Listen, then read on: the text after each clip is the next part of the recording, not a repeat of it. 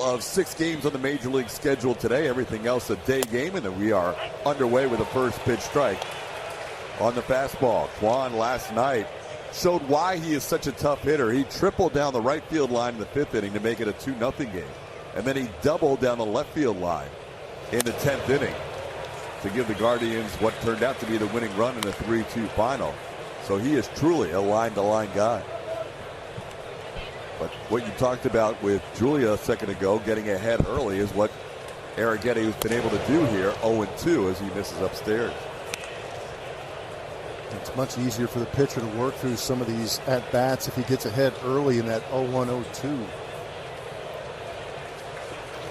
Kwan will usually not strike out. That's his 63rd consecutive plate appearance without a strikeout, best in Major League Baseball. He does ground out, though, as Altuve makes the easy play for the first out. Here is the Astros starting defense presented by Xfinity. You saw Altuve on that play. He's on the right side of the infield with John Singleton, Jeremy Pena, and Alex Bregman on the left side. Dubon's in left field again. Mauricio was playing center field yesterday, so Jake Myers is in center and Kyle Tucker is in right. Yainer Diaz is behind the plate catching Spencer Arrighetti today. Yainer catching the first and the final game of this series. Here's Andres Jimenez fouling one towards the Astros dugout. That's the crew right there that just got backed off the dugout on that foul ball that was messing with Julia on her pregame hit. Do they make it on? I never know if they're actually on camera. Oh, they're on. Oh, yeah. Urquidy's figured it out. Urquidy was all over it. Luis Garcia was all over it. We barely saw you. I mean, how is she not in the dugout by now? Nobody needs to see me.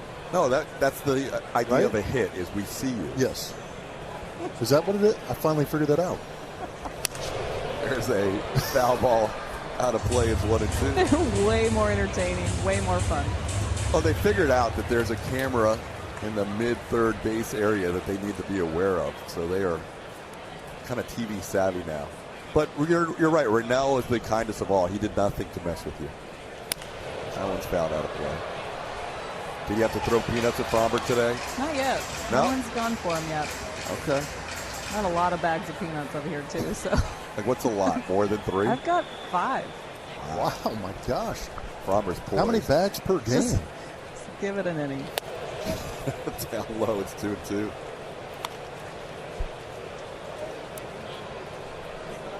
'25-year-old second baseman Andres Jimenez on base 3 times yesterday with a single and a couple of walks. On base 5 times in this series. Arrighetti gets a pop-up here to Jeremy Pena. 2 easy outs on soft contact here to start the game for Spencer Arrighetti.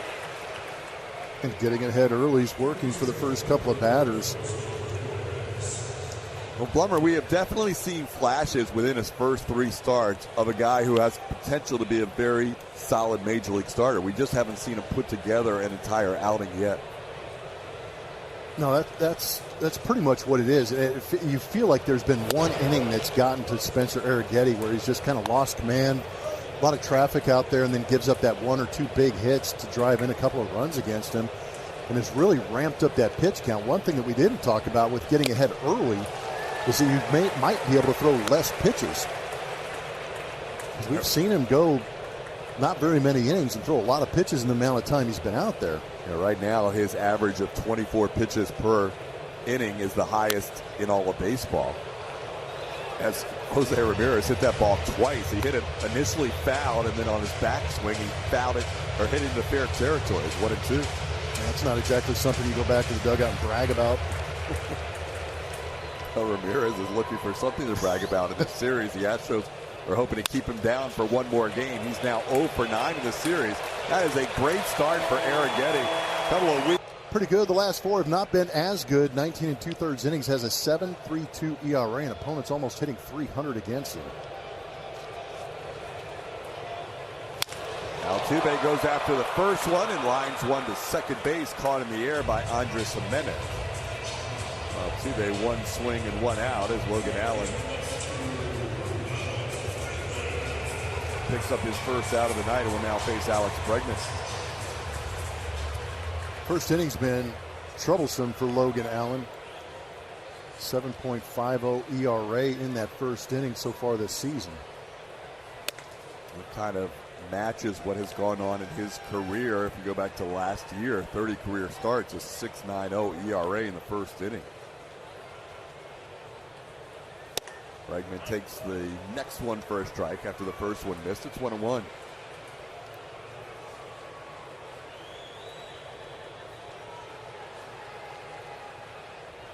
That one shot towards the middle, and another nice catch. This one a little tougher for Jimenez as he had to move quickly towards the middle of the diamond. Bregman hit it hard, but hits into an out. Just watching the field, Jimenez got a great jump on this ball. Came off the bat at 95, hit pretty well, but you can see that quick first step. Jimenez got there quickly on our Mattress Firm Supermo. Reaches out and snags that liner. Astros had a few hard-hit line drives into outs last night that didn't help their cause in a 3-2 loss. Jordan had a couple of them himself. He had 3 hard-hit baseballs and an 0-for-4 night to show for it. Takes the first pitch a little high for a ball, 1-0. Yeah, it was a StatCast dream until you saw the result. The Astros out-hitting the Guardians 15-8 in hard-hit baseballs, 95+, but losing the game 3-2. Jordan's numbers this year kind of incredible how much better they've been against the left-handers. We know that Jordan and Tucker have always hit left. One of them was a double play, a line drive to first. Yeah, tough luck day for the Astros last night. Either team could be 2-0 in this series. These have been 2 very close games so far in this 3-game set. That could have been called at the bottom of the zone, but it looked like it was just below. And the count's 3-2. Well, Jordan had the worst luck of all. Should have had a .430 average on his 3 hard-hit baseballs. Instead, he didn't have any hits. Goes down here as Logan Allen picks up a strikeout. A couple of lineouts and a strikeout to end the first. So both pitchers off. Spencer Arrighetti delivers a strike. Naylor hit the ball on the first pitch, his last 4 at-bats last night. And ended up the night 0-for-5. Astros were in danger of getting a big number up against the Cleveland Guardians in that 10th inning. They had already scored 1 run. They had the bases loaded, nobody out. And Sean Dubin was able to strike out Jose Ramirez and get Josh Naylor to hit into a double play. Gave the Astros a shot in the bottom half of the 10th, but the Astros, for the 4th time out of 5 extra inning games this year, unable to score a run in extra innings. 2-1 pitches inside for a ball, 2-2.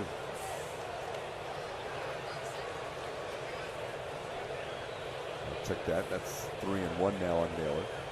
Naylor will take his time out and walk outside the batter's box. His 1 hit in this series is a 3-run home run. There are 3 different players in lineups tonight who have 1 hit in the series, and that 1 hit is a 3-run home run for all of them. Naylor, his teammate Esteban Florial, who bats 3rd in this inning, and Alex Bregman for the Astros. If you're going to get a hit, do some damage. And that first game featured 4 different 3-run home runs, 2 for each side. And the second game, a 3-run home run for anybody would have won the game in regular 9 innings, since it was 2-2 going to extras. 2 completely different games, both closely contested. Well, you got to give credit to Tristan McKenzie and Justin Verlander. Foul tip caught by Yainer Diaz. Josh Naylor goes down on strikes. Spencer Arrighetti has his first strikeout. Stayed up in the zone a little bit.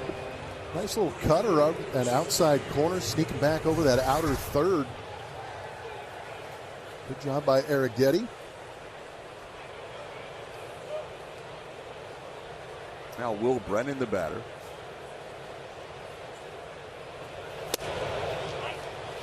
Brennan takes a called strike. Arrighetti has not exactly worked in a regular rotation since he was called up from AA or from AAA Sugarland. He made 2 starts at the minor league level, and then he was called up to make his major league debut in Kansas City on April the 10th. He then pitched 5 days later right here against the Braves.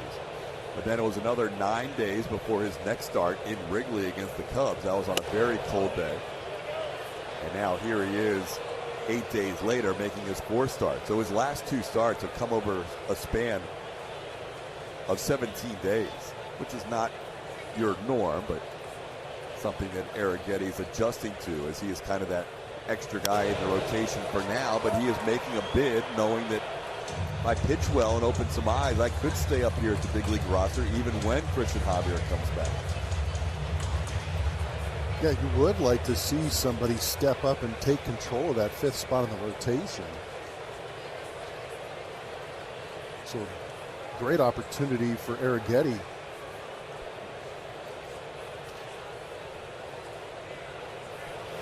That one hit sharply past the diving Alex Bregman. That'll be the first base runner for either team. Will Brennan with a base hit to left with 1 out.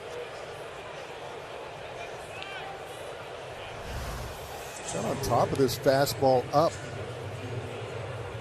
Just shot it past Alex, who gave it a pretty good effort on that dive.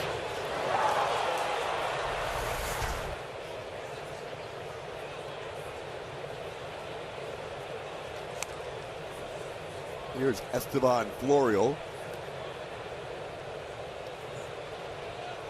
Florial DHing for the 2nd time in the series. Played right field last night.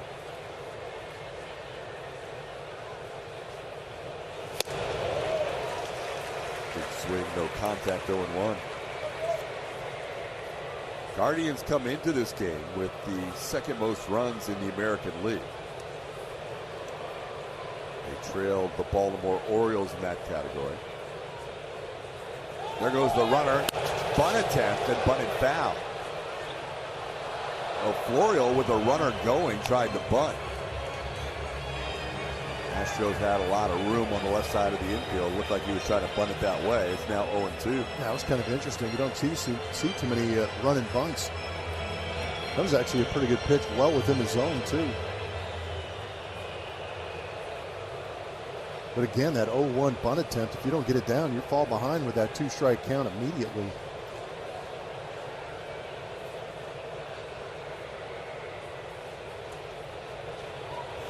Swing and a miss. Arrighetti with the foul. Now the catcher, Bo Naylor, will bat. Naylor pinch hit in last night's game. Caught the first game of the series.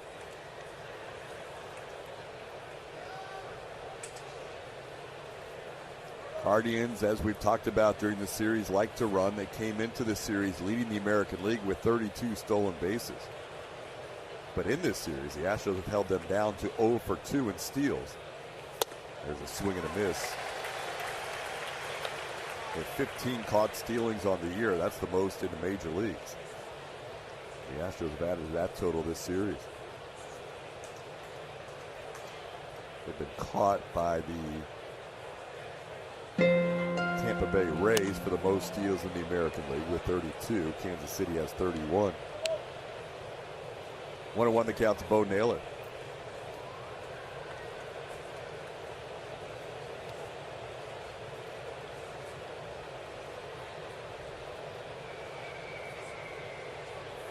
There goes the runner. The pitch is swung on and fouled away into and out of the Astros dugout. It's 1-2.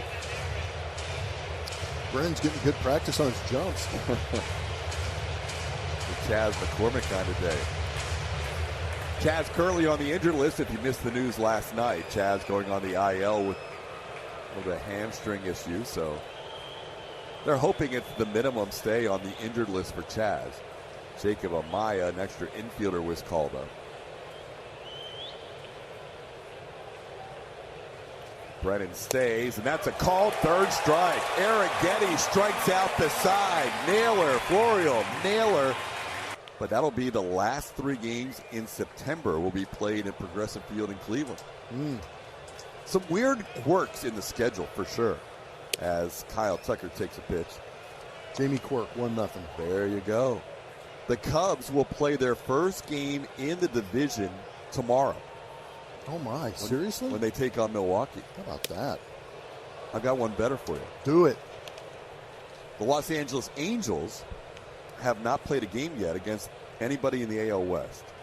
They're done with Tampa Bay. They're done with Boston. They're done with Baltimore.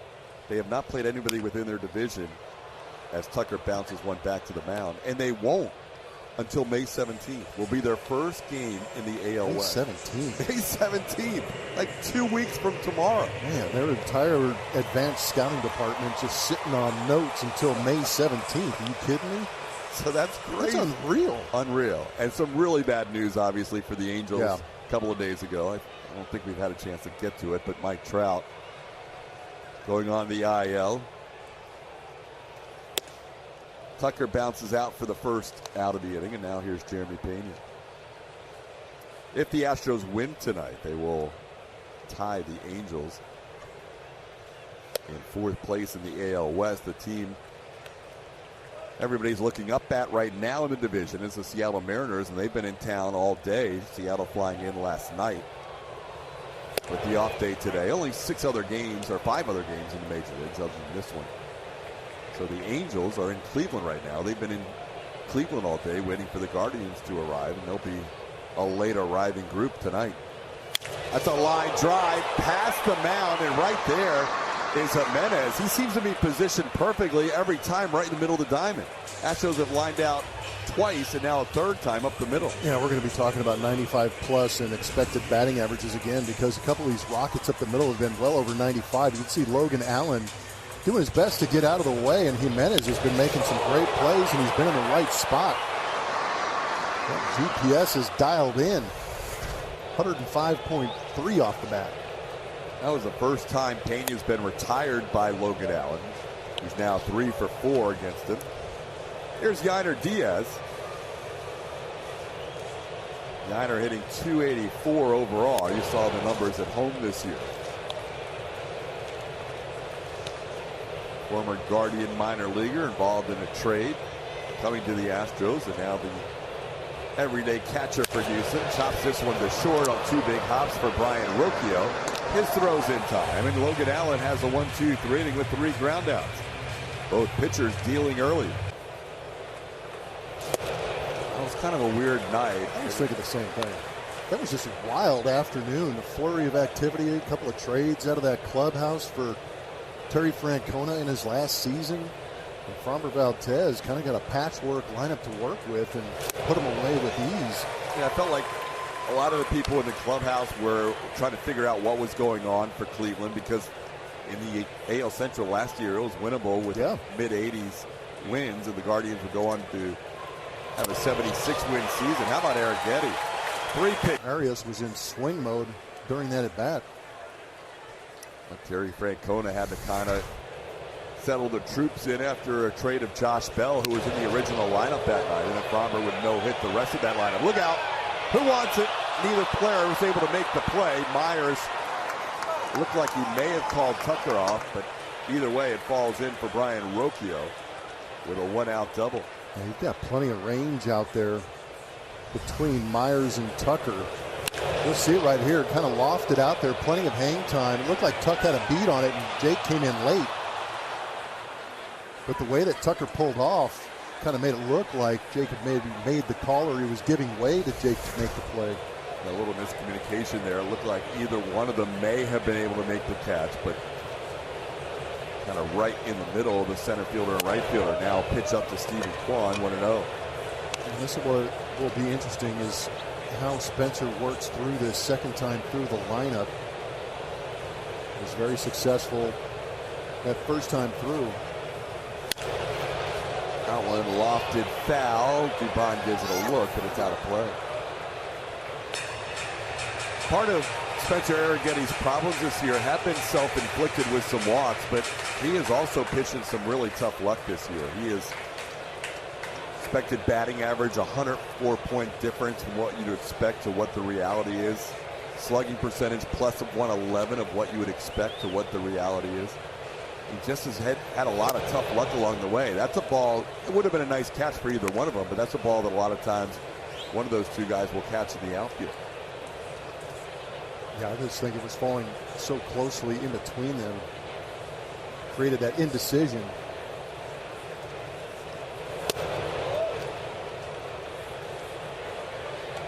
And his expected ERA is 6.61 higher or his expected ERA is 6.61 lower than what the reality is. He should be at 4.36 according to the expected ERA. He said he's above 10. One foul out of play. It's 3-2.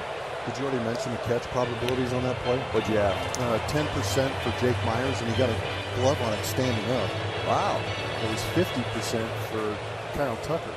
Well, the hit probability is a 110 expected batting average off the bat. Interesting. Now he has to get the tough Stephen Kwan, who grounded out to Altuve his first time. And he loses him with a pitch up, so they'll put runners on first and second with one out.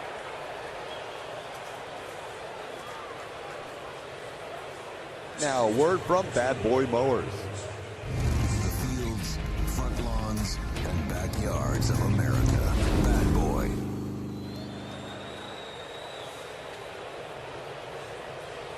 So that's a first walk of the game with a runner in scoring position for Spencer. Now Andres Jimenez, who popped up his first time. And to be brutally honest, I'm okay with the way Stephen Kwan has been swinging the bat in this series with the base open. Maybe see if you can get a little bit of chase. Not easy to do. Yeah, Kwan's been the best hitter in the lineup this entire series. He's been on base now 9 out of 12 plate appearances. That one down and in, 2-0. It'd be nice to get a little ground ball right here from Jimenez. Yeah, big pitch coming up here. Down in the count, you've got Ramirez and Naylor due up after Jimenez. Andres has driven in 17 runs this year and hit his first home run of the season in this series. That one's up 3-0.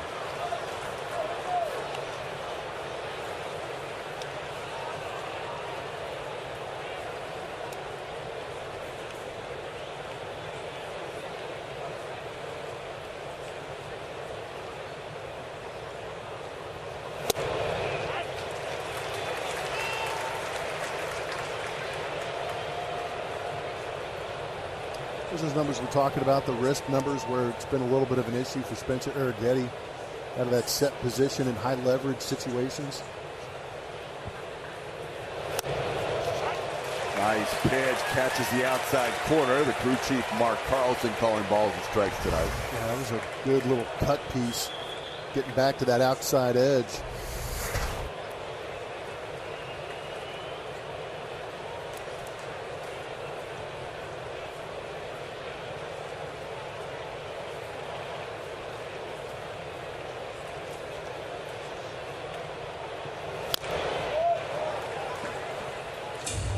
Staying alive at 3-2.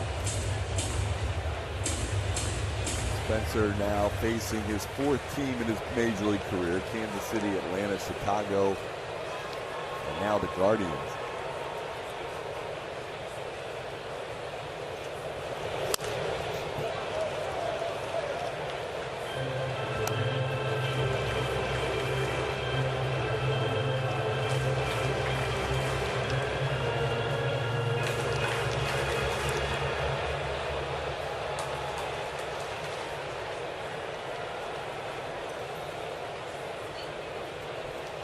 Jimenez uses his timeout here. This will be the 8th pitch coming between Arrighetti and Jimenez. So 4 cutters in this game, and in this at bat, 2 fastballs. That last pitch, a curveball. A little backdoor cutter again. That ball hit well to right field, and that is going to be down for a hit. In to score is Rocchio. Kwan being held at third. It'll be an RBI double for Jimenez, and the Guardians take a 1-0 lead. Tried to bust.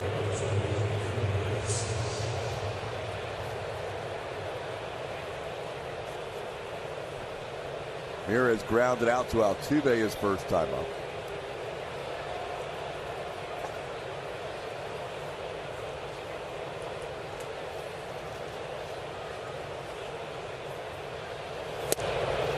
Takes a fastball for a strike.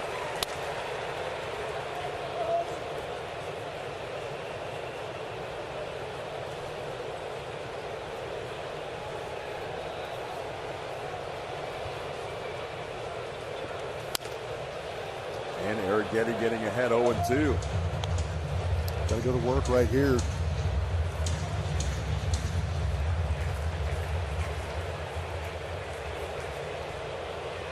Got 4 strikeouts. All of his last 4 outs have been via the strikeout. That's in play in the left. Dubon coming on, makes the catch. Tagging at third is Kwan. Here comes the throw. It is a strike, but Kwan gets in there with a great slide as he adjusted to the inside part of the plate. Stephen Kwan has done everything well in this series. It's 2-0 Guardians. Yeah, Doobie's got a great arm out there. It would have beaten the play at the plate, but it was just to that third base side on the outside of the diamond, and Diaz had to go get it and couldn't get back in time to get Kwan, who got that right hand onto it. Great adjustment in the route by Stephen Kwan.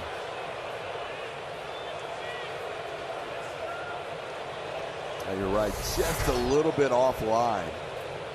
Dubon having to throw on the run. Needed to make a perfect throw to get Kwan, and it's 2-0. You see Doobie wishes he had another shot at that. Now Josh Naylor bats. Moving over to third was Jimenez on the play. When you'll overcompensate to the opposite side that you're running sometimes, and Doobie coming in hard to make that catch on that looping line drive, moving to his left, kind of overcompensated coming back with that throw to home plate.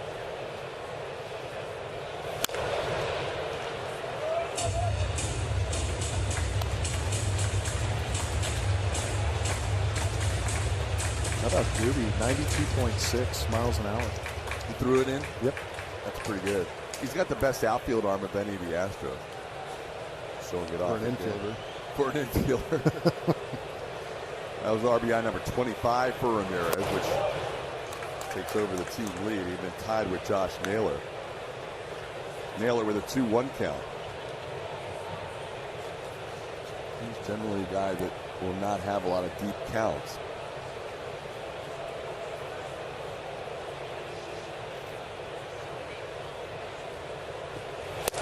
Goes after that one up. It's 2-2.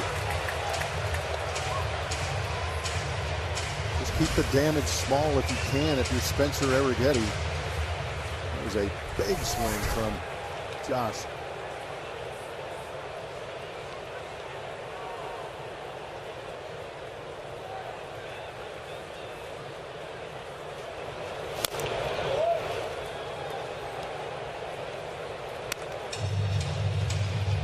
Guardians just piece together runs. You look up and down their lineup, and they have some solid run producers like the guy at the plate, the guy ahead of him.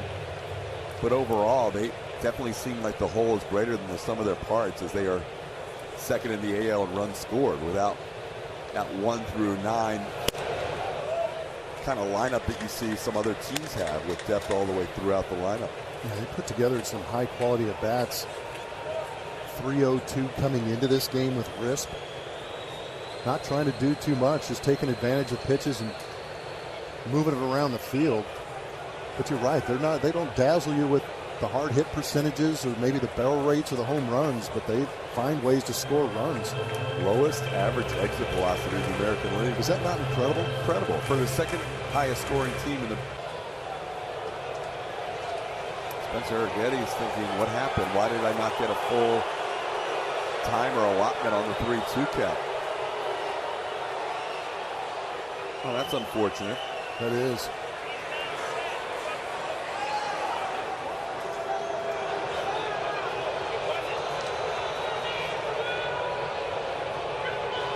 All right, that'll be the second walk of the inning, a timer violation walk. And now Arrighetti will have to go get Will Brennan.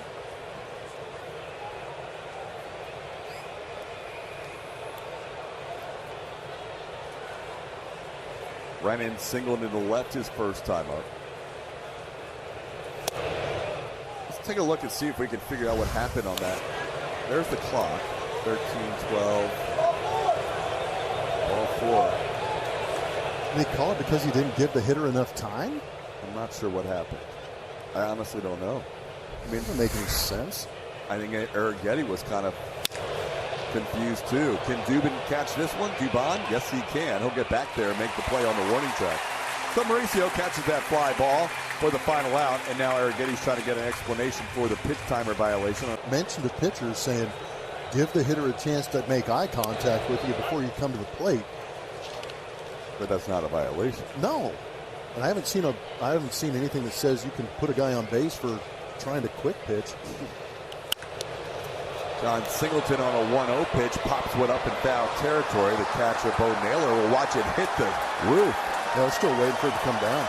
Naylor, it just lodged up there. Naylor was ready to make a play, and the ball never came down.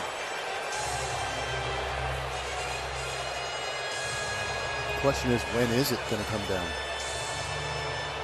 Ever? Maybe never. What goes up does not necessarily have to come down. I would hate to be the guy that has to go get that thing. Somebody has that job. No. It's Wow. not. Bobby Dynamite. 0-2 pitch, just missed. 1-2. Singleton's been on base 4 times in his 8 plate appearances in this series. John has one of those 3-run home runs we talked about earlier. Logan Allen has been very efficient tonight. 10 pitches in the first, 10 pitches in the second. Astros like to put something together against him here, 3rd inning. Maybe that'll work. A little cue shot the other way. Ramirez doesn't even throw the ball because Singleton placed it almost perfectly against the shin. It's a peach. Nice little swinging bunt.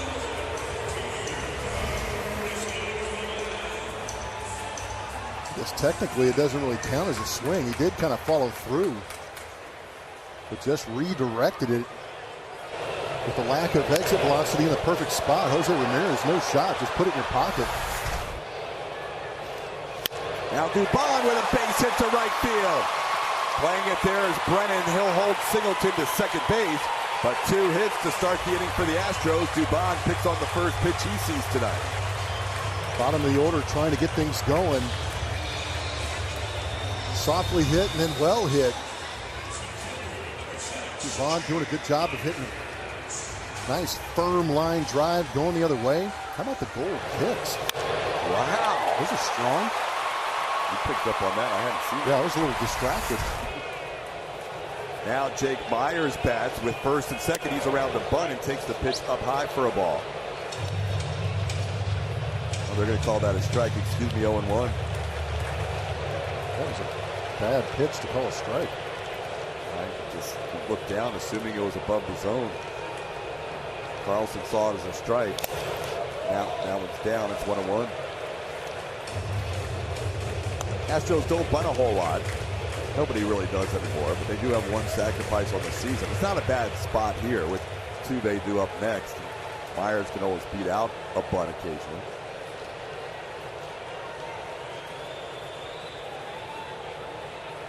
There's 2 teams in the American League that do not have a sacrifice this year. The Tigers and the Mariners have not laid down a sacrifice bunt. Does Detroit really No. surprise anybody? AJ Thacker? Not here.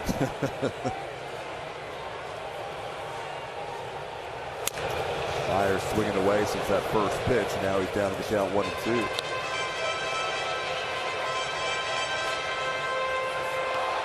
Jake starting in center field tonight, 1 for 4 in this series.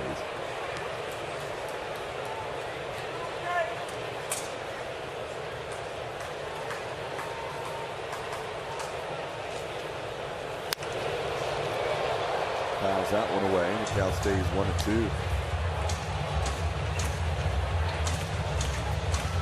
Allen coming into this start. First couple of really good ones in the last 4. He's been hit around a little bit. White Sox, Yankees, A's, and Braves in succession. Averaging 4 runs allowed per start. And right around 5 innings per start in those last 4. Astros with their best opportunity against this 25-year-old lefty out of Florida International University. These last 4 starts you're talking about, 11 extra base hits. Extra base hit right here would be nice. That left center field gap is wide open.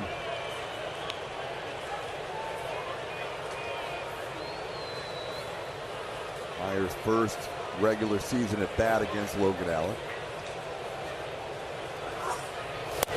goes down on strikes. Second strikeout for Allen, one away here in the inning.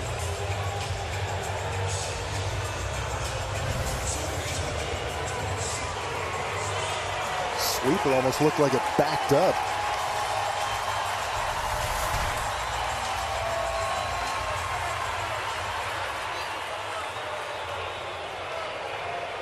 Altuve lined down on the first pitch he saw.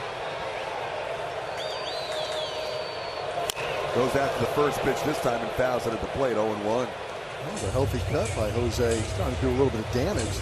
Hey, got that second hit with runners in scoring position in the game last night. Gave the Astros their first run, scoring Mauricio Dubon. Altuve usually fares well against this Cleveland team. Look out, upstairs, 1-1. Jose, in his career against Cleveland, is hitting .309.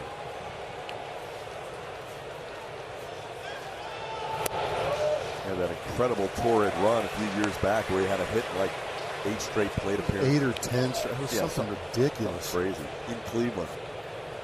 Now the health metrics wanted him off the field, but you couldn't take him off it.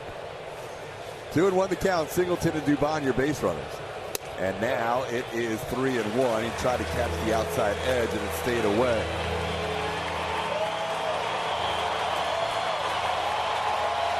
Jose's earned this count. A couple of pitches on that outside edge. He's able to lay off.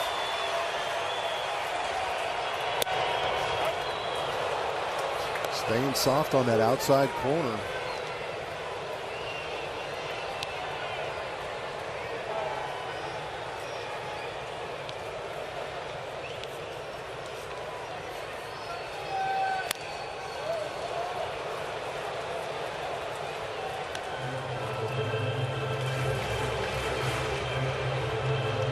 Jose 1 for 4 in his career against Allen. The one hit is a double.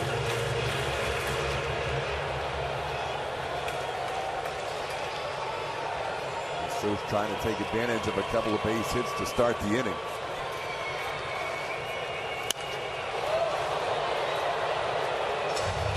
Kind of been sitting off speed right there. That was a little bit of an emergency hack from Jose Altuve. But the other thing about that second hit that he got with a runner in scoring position last night was the fact that he went up the middle with it. Wasn't trying to pull it.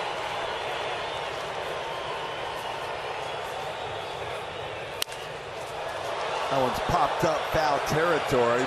Naylor, both Naylors giving it a look, and the younger brother. Oh, wow, how about that? The younger brother deferred to the older brother, and neither caught the pop-up. Bo Naylor looked like he had an easier play on it, but he looked at his older brother, and the brothers miscommunicated. Somebody's going to timeout. Looked like I've never seen two players that close together have a ball bounce that closely to them. Wow. It almost looked like Josh said, no way. Like he couldn't believe it himself. That's not the hitter you want to give an extra swing to. Woo. See if Jose can make them pay for the mistake. Ground ball towards the middle. Knocked down. A little behind the back toss by Jimenez. Pretty nifty play, but everybody's safe. And the Astros will be bases full for Alex Bregman on the infield hit by Altuve. Altuve placed that beautifully in between both fielders. The only one that had a chance was Jimenez playing up the middle. Rocchio wasn't sure what was going to happen on that play. Could see him kind of watching, wait for that baseball. Just got it too late. Really no chance to get Dubon on that play. He's too quick to the bag. Altuve was messing with Jimenez. He saw that behind the back flip. Altuve ends up with a base hit. There was no play called on that drop pop-up, no error, which impacts the ERA for Logan Allen. So now the bases are filled with 1 out, and here's Alex Bregman. Bregman lined out his first time up, hit the ball hard up the middle. This one popped up on the infield. Infield fly rule will be called, and Josh Naylor will catch it for the second out.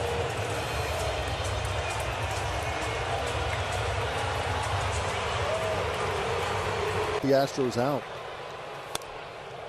It's a lot to put on one guy, but if you've got the broad shoulders of Yordan, it's expected. He has been so good, and that's why you have so much expectation put on him. And it's still early in the season, but the number is not in his favor. Here we go. There comes a run. John Singleton scores. Pitch gets away from Bo Naylor. And the Astros cut into the lead. It's 2-1.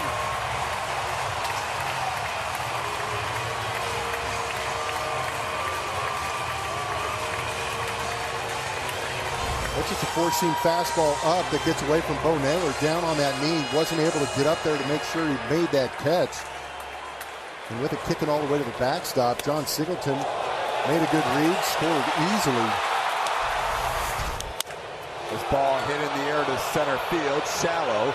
Out goes Rocchio, and Rocchio has to make a tough catch. Gabriel Arias never took control in center field, and the shortstop makes the play to end the inning. Astros get one on a pass ball with the bases loaded. A little shaky defense from the Guardians in that inning. It's 2-1. Strange bottom half of the third inning with drop pop-ups, pass ball. Astros do get the run anyhow, with 3 singles and a pass ball in the mix. Florial, the DH tonight, former Yankee. With the Yankees from 2020, the pandemic season, through last year. His first season now in Cleveland, 2-1 to count. 26 years old, out of the Dominican Republic.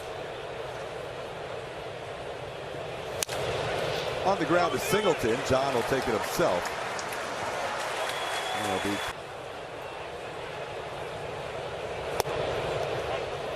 There's a strike, 0-1.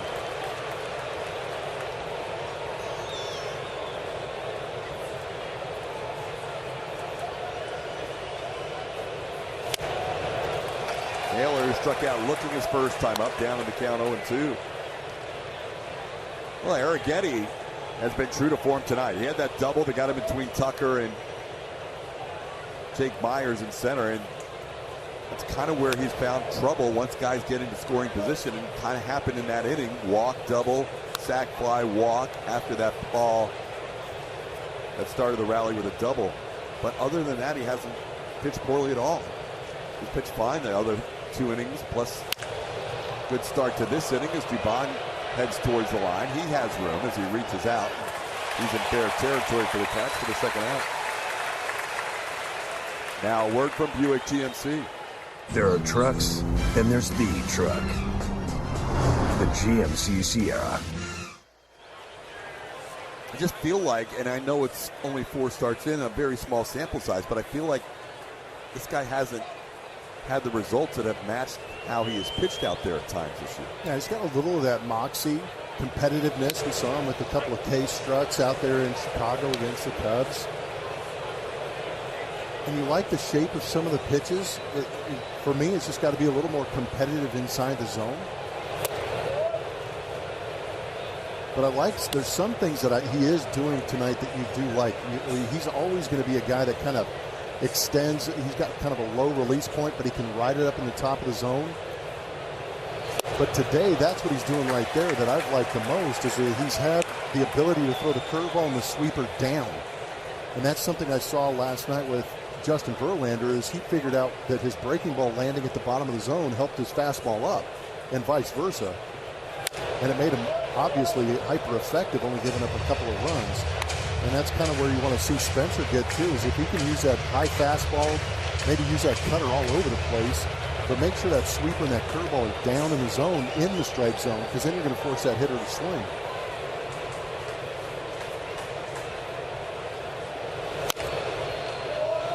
Nice opportunity for Spencer, too. We talked about how much he studies the game and studies the analytics, but a nice opportunity for him to watch Hunter Brown and Justin Verlander attack this left-handed dominant lineup for 2 nights. The only righty in the lineup is Gabriel Arias. And you've got to take a huge advantage of that. Oh, yeah. Ooh. That's right down the middle. Arias frozen. That's 5 punch-outs for Spencer Arrighetti. He is through 4 with the Astros trailing 2-1.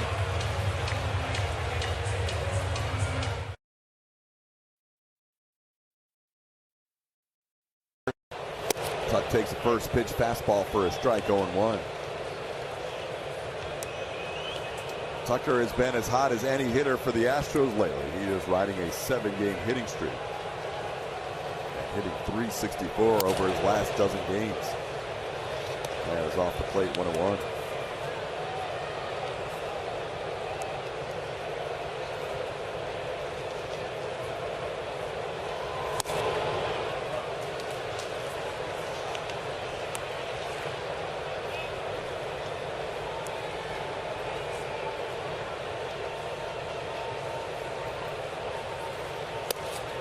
Pretty good take. The last two pitches went from 1-1 to 3-1, and now Tucker's in the driver's seat to lead off this inning.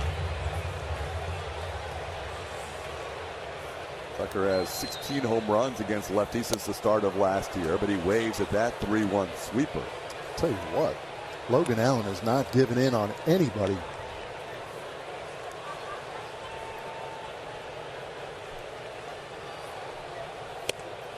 Goes upstairs to strike out Tucker, so he comes back down 3-1 and picks up the strikeout of the Astros' hottest hitter, his third strikeout of the night. Yeah, that 3-1 sweeper off the outside corner is what set this up. You got him leaning out over that outside corner, and then it's tough to cover up and in. Now Jeremy Pena, who grounded out his first time up, hit it sharply. Hardest hit baseball of the night. Grounded right to Andres Jimenez. Over 105.3 off the bat. This one's softer, but it might be in the right place, and Pena's going to beat it out. It's all about location, location, location. That one was off the mound and in between the shortstop and second baseman. Pena didn't hit it as hard this time, but he ends up with a base hit. That was a beautiful combination of location and lack of velocity. Forced Jimenez to come over and make that play running in. Made a pretty good play out of it, but the speed of Pena picks up that knock.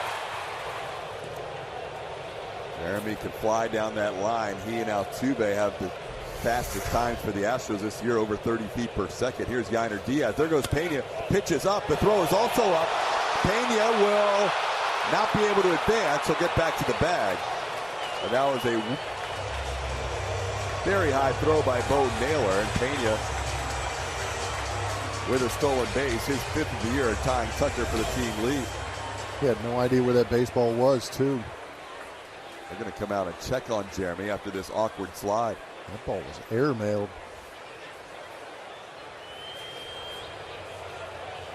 At this point, Jeremy didn't even realize that Jimenez didn't have the ball. He is being checked out by assistant athletic trainer Eric Velasquez. Kind of shaking that right leg out a little bit. He went with that swim move. He did a good job of getting past it, but still the deke by Jimenez had him worried a little bit, and that right leg is what he put down onto the bag. Not sure if that's exactly when it happened. Yeah, there was a flurry of emotions there in a span of a few seconds for Pena. Fully deflated, thinking he was about to be tagged out for oversliding the bag, and then realizing the ball was in center field. He had a full basket of emotions. He did. So now Yainer will bat with a 1-0 count, a runner in scoring position. Pena now 5 of 7 in steals on the year. And Yainer pops foul out of play, 1-1. Yainer grounded to short his first time up.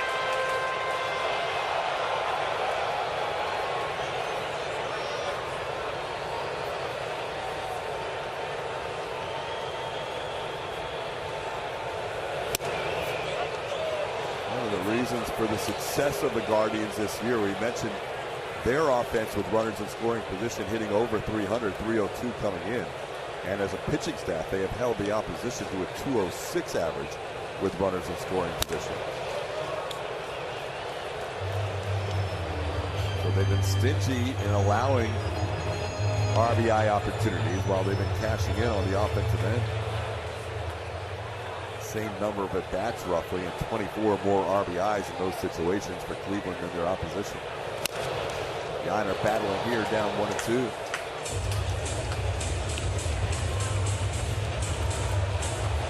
Astros making Logan Allen work a little bit here the last couple of innings after a 10-pitch first and a 10-pitch second.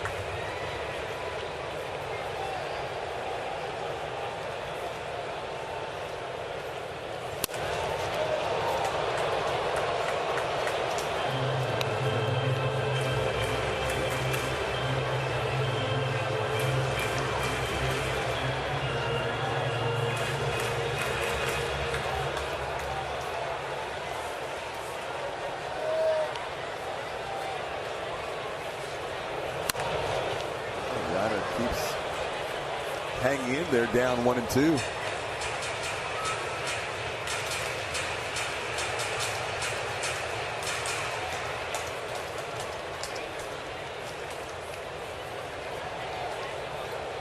Seven pitches so far in this at bat, 6 of them for strikes. Last 4 have been foul balls. Make it 5 in a row.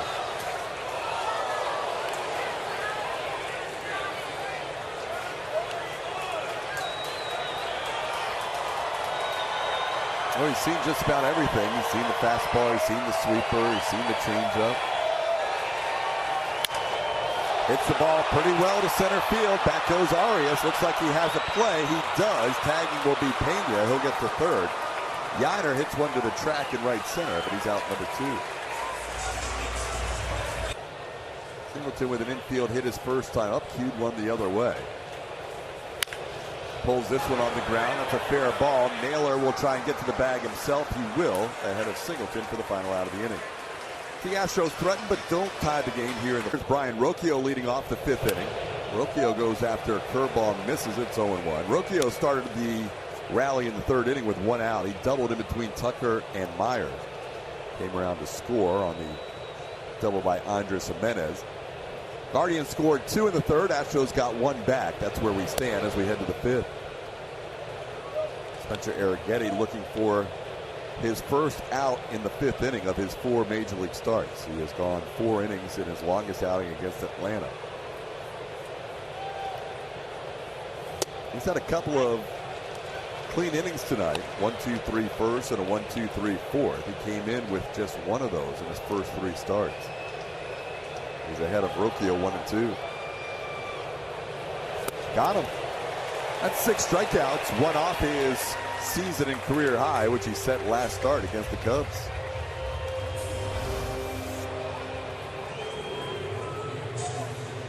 Curveball's got a lot of action going east and west. It still has good downward break, so you're kind of using both that vertical and horizontal move. 15 big league innings, and now Arrighetti's up to 21 strikeouts. So that's an impressive strikeout per 9 ratio. This is a guy who's probably not going to strike out, though. Steven Kwan. That'll help.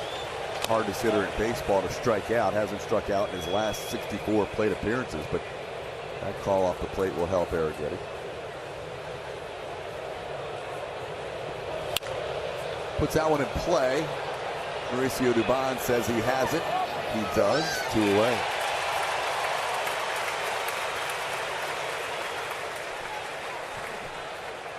Stay tuned after the post-game show for the Astros Final Take. It's your bonus half hour of interviews and analysis of all things Astros baseball.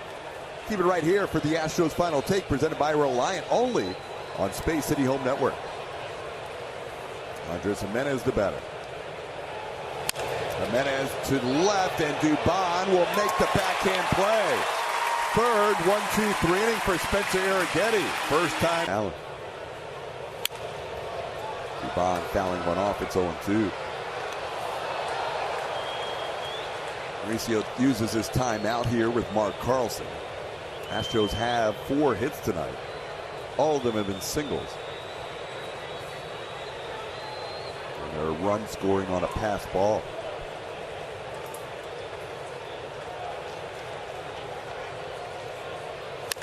Dubon golfs this one up in the air towards right.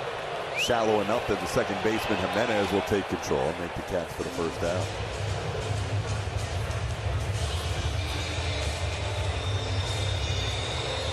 good to see Spencer Arrighetti get through 5. And there is no action in the Astros bullpen, so Joe Espada is going to let his young right-hander go out there for another inning, it appears.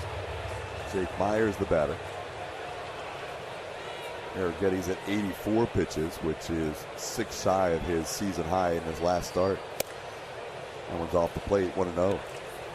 Probably one of those where he'll start the inning with the bullpen going next inning. Yeah, I can see that happening. It's another stepping stone start, though, for Arrighetti. We mentioned since that first start, he has made a stride in each one of his starts since. And tonight, another one in a positive direction. Myers looks at one off the plate, and Jake's got a 3-0 count right now.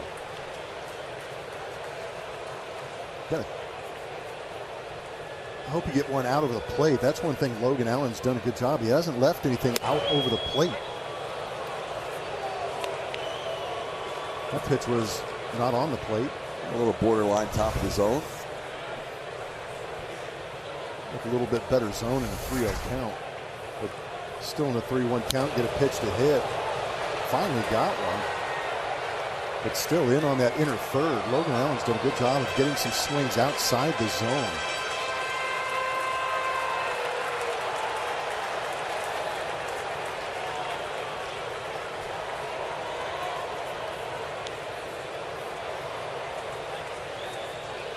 Not a lot of swing and miss. Only 6 swings and misses from Logan Allen. Good check swing there. No swings. First pitch off the plate. Jake had started and then stopped. 1-0 to Altuve. Altuve has one of the 4 hits for the Astros. An infield hit well placed between second and short. Also lined out to second his first time up. There goes the runner, base hit up the middle. Jake's going to go first to third. Astros in business. Runners on the corners with 1 out. Altuve with his second hit of the night. I like the aggressiveness on the base paths by the Astros. Guardian catchers aren't exactly efficient as far as pop times and arm velocity, so they're going to be on the move. And being on the move and seeing that base hit through the middle part of the field, Jake Myers is able to get to third base easily. Another opportunity for Alex. Alex Bregman had bases loaded 1 out last time and popped up to first. Now he's got first and third and 1 out in a 2-1 game. Astros have the tying run on third as Bregman takes one in for a ball, 1-0.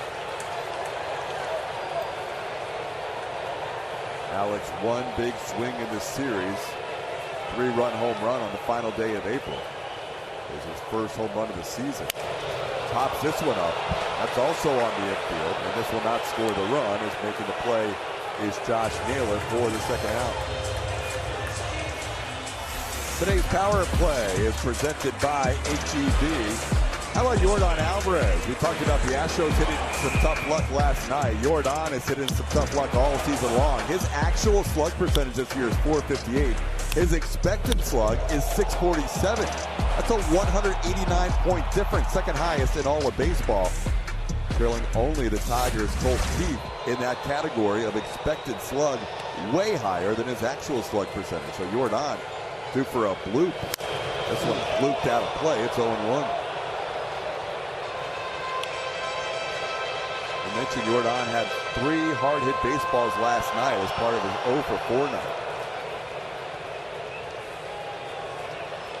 First and third, 2 outs. Altuve not far off the bat. Yeah, really not a time to be trying to steal a bag when you've got one of your RBI producers at the plate. You just want to go ahead and let Yordan try and do some damage right here. Not trying to steal a run.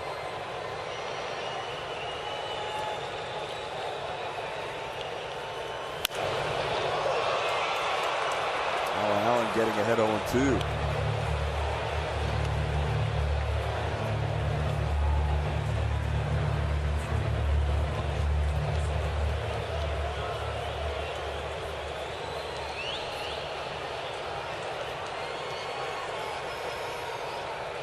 There goes Altuve. Swung on and sent towards right center. Playable.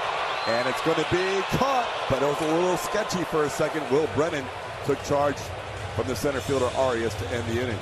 He's going to get a rehab assignment, so he will not pitch on Sunday. Could be Hunter Brown's spot. We'll find out shortly. But the Mariners have been pitching great. They have 19 consecutive starts, 19 in a row, where their starters have allowed 2 earned runs or less. Yeah, that is an outstanding rotation. It's hard to imagine a streak that long. Yeah, 19. How about Arrighetti today? Strike numbers been solid. 86 pitches, 57 for strikes. And he's ahead, or he's actually behind here on Jose Ramirez, but he's been ahead on a lot of hitters tonight. Yeah, we always talk about the Astros coaching staff wants to see Arrighetti do this. Get deeper in ball games, be more efficient. You know who else needs to see it? Spencer Arrighetti. Got to build some confidence here at the show. It's not easy to do. And it's been a tough run for him, but so far in this game against a pretty good Cleveland Indian team, or Guardian team, he's doing a good job. You mentioned the Astros would probably have the bullpen going to start the inning, and that is the case. Taylor Scott is warming up in the Astros bullpen. As Arrighetti's now at 89 pitches, the next one will match his season high.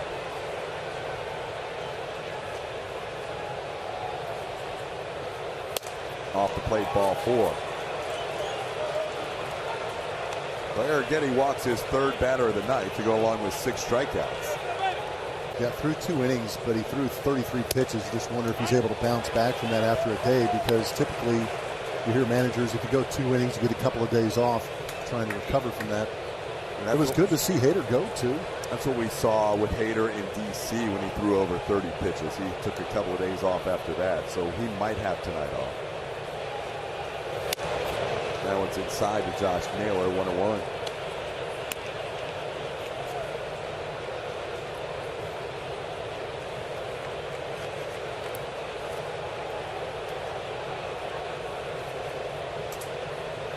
Naylor has struck out and walked tonight. There goes the runner. Swung on and lined to right field. Caught by Tucker, an easy double play. That ball hung up on a bullet by Naylor, and the Astros get a break. They've been hitting into the line drive outs all series, but now they get one back on the Guardians, and it turns into 2 outs. This ball was smoked, and unfortunately it stayed up long enough for Tuck to be able to get over there and make that grab. Easy double play on that laser to right field off the bat of Josh Naylor. Astros catch a break right there. Now here's Will Brennan. Brennan testing Tucker. Tucker on the move, wants to play it on a hop. Brennan's going to hold up with Tucker's arm, and Tucker pulled that throw, but it doesn't matter as Brennan was heading back to the bag. Tucker already with 1 assist in the inning, and Brennan didn't want to give him a shot at another one. Yeah, it was a little bit of reputation stopped Brennan at first base. Well, Brennan now 2 for 3 tonight. Had a 2-hit game last night. And that's it for Spencer Arrighetti. But his best outing in a big league uniform, Spencer should get a nice hand from the crowd. He'll go 5 2/3 innings. An inning and 2/3 longer than any other. He has worked with 2 inherited runners so far this season, and neither have scored. Here he is trying to keep Spencer Arrighetti's final runner off the board as he'll face Esteban Florio. Florio swung through the first pitch. Will Brennan on first base with 2 outs. And Scott quickly getting ahead, 0-2.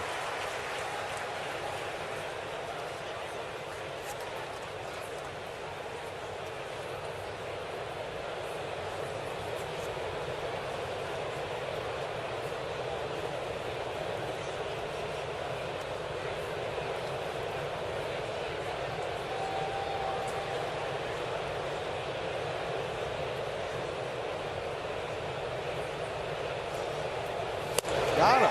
3 pitches out of the bullpen. 3 swings and a strikeout. Taylor Scott making quick work of Florio. We head to the bottom of the 6th, 2-1 Guardians. In conjunction with the fact that the chase is going down. Walk percentage, best in his career. 21 base on balls so far this year. Good barrel percentage as well. And that's where you're going to find him 30 games into the season. And TK, the walk-up music that he jacked. Jacked from Michael. Straight up jacked. Yeah, I like Mike. it. But we're going with it. We're staying with it. Hey, we got to keep that Uncle Mike vibe around a little bit. Yeah, that's a good point. Leads the team in home runs and RBIs with that music. That was one of the best tools for prosperity segments Julia's ever done, because that graphic told the whole It story. encompassed so much. Right. Yeah. Seriously. I can drop the mic over here. Drop it. Just don't. Again. Really loud. Jason Martin, get Yeah. mad. Jason would not be happy. Do it. But yeah, that's a lot of the reason for his success and how he continues to grow as a hitter. No, he continues to progressively get better and better every year. It's almost as if he's coming into his own and understanding that he has a severe impact on these games. If he was in another organization, a lot more people would know about Kyle Tucker. He's still well known, but he is not, quote unquote, the star with Jordan and Tuve around. It's hard for him to shine as much as if he was on another team. Well, we just gave him a lot of praise, and he took a tough pitch. That was well placed by Logan Allen. Yeah, he knows that was off the plate, too. Just a hair, but in a two-strike count. Taking a pitch this close sometimes leaves it in the hands of the umpire. Yeah, might have been low and might have been off the plate. Tuck didn't love the call. Yeah, Mark Carlson wasn't going to let the lawn grow out. Started the mower. Now here's Jeremy Pena. Pena now 4 for 5 in his career against Logan Allen. A single his last time up. He also stole a base. Pena's got a 5-game hitting streak going. Second longest on the team behind Tucker. 1-1 to count.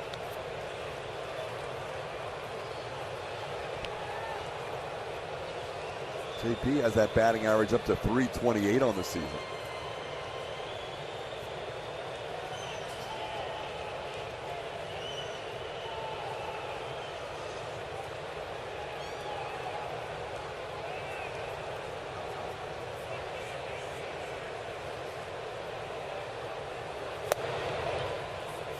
Puts the one down, 2-1. Astros have had 5 left on the last 3 innings after Logan Allen retired the first 6 batters he faced. And now Pena with a 3-1 count.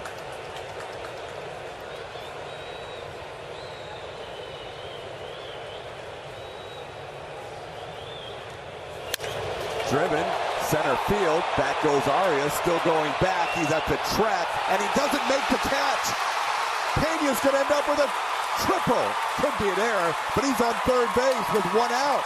That ball was tracked by Arias all the way to the warning track, and he never put it away. Well, I was about ready to talk about how he hit it to an unfortunate spot in his ballpark because he hammered it. That ball traveled 398 feet, and Arias had a long way to go, reached up, and it looked like he had it. See it right here on Mattress Firm Supermo, just off the tip of the glove. Astros catching a break right here on a well-struck baseball to deep center field. I like on that replay, though, that Pena never stopped running hard. Even though he thought the center fielder might catch it, he kept going just in case. He ended up on third because of it. My goodness. Yainer almost gave the Astros their first lead of the night. We call that a triple for Pena. Astros' second triple of the season. Infield coming in for the Guardians.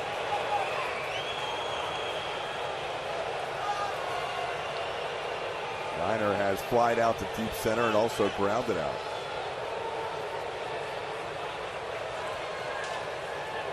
Other triple for the Astros came off the bat of Yainer Diaz.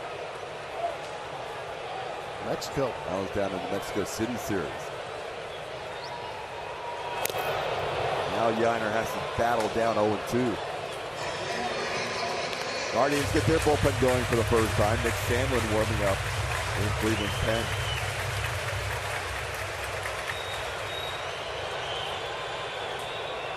Pena's speed, you might have the contact play on. You never know.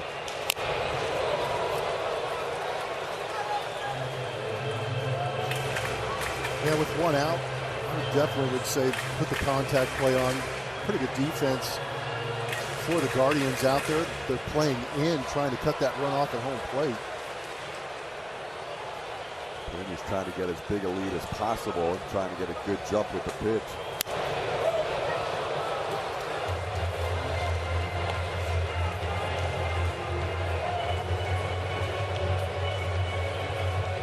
Astros have had a runner in scoring position each of the last 3 innings, including this one. They had one in the 3rd as well and cashed in on one of those runners in scoring position. Foul tip, and it's not caught cleanly, so Yainer stays alive. It's still 0-2. Yainer's covered from his neck to his toes in this at bat. Got a piece of it as he skipped off the plate.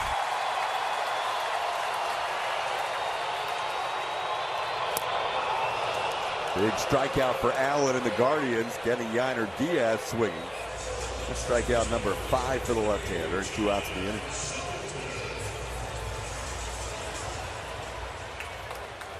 Well, John Singleton will bat for the 2nd straight time with a runner on 3rd and 2 outs. He grounded out to 1st his last time.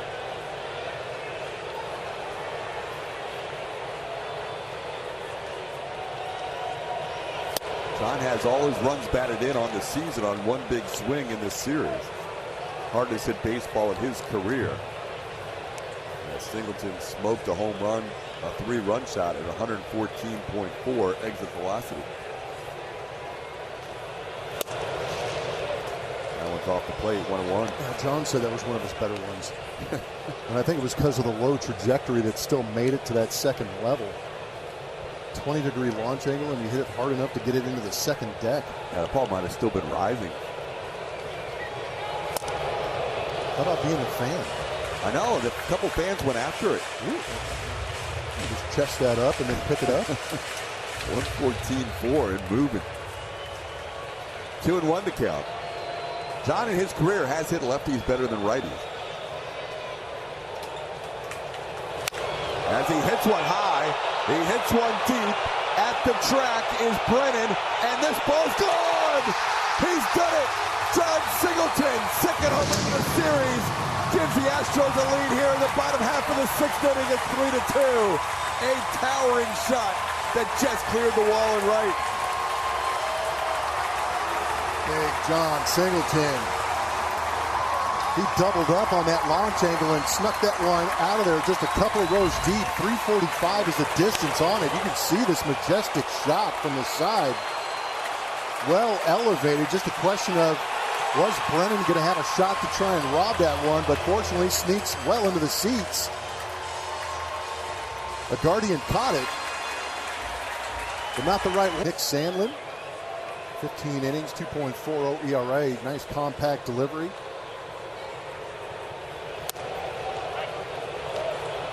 Delivers a strike to Mauricio Dubon. First batter he faces. 2 outs, bases clear. Astros with their first lead of the night at 3-2. Thanks to the 2-out home run by John Singleton. Dubon lost one into center field.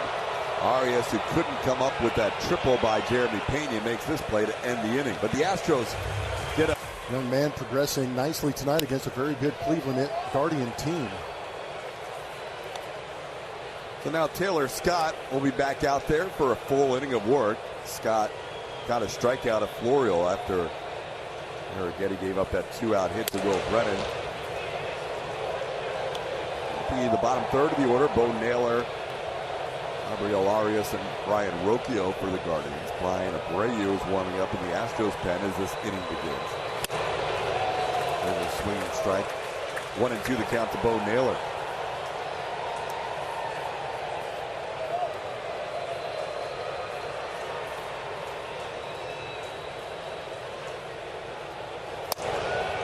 That one's off the plate.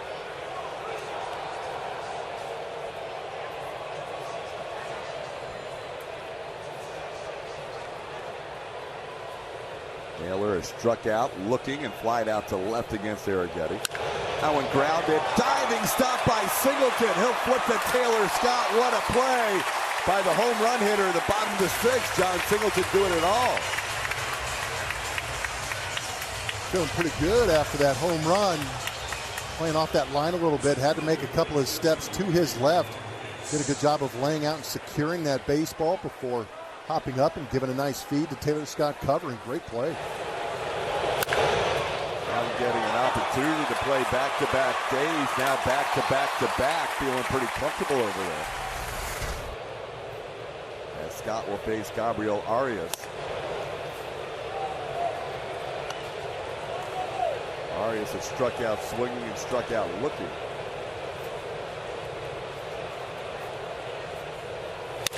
Ground ball to the hole and short. Tough play for Pena. How about it? He did. What a play, Jeremy Pena.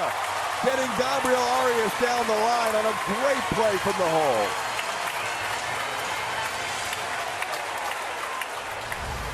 Got to have some incredible body control to be able to make a play like this, ranging far to your right, and then giving the old jump throw a la Derek Jeter in the pick to finish it off. Some beautiful defense for the first 2 outs of this inning for Taylor Scott, huh? My goodness. It could easily be a first and second or first and third situation, but Singleton and Pena picking up Taylor. Now Rocchio taking one down for a ball. Ryan Rocchio has doubled and struck out tonight.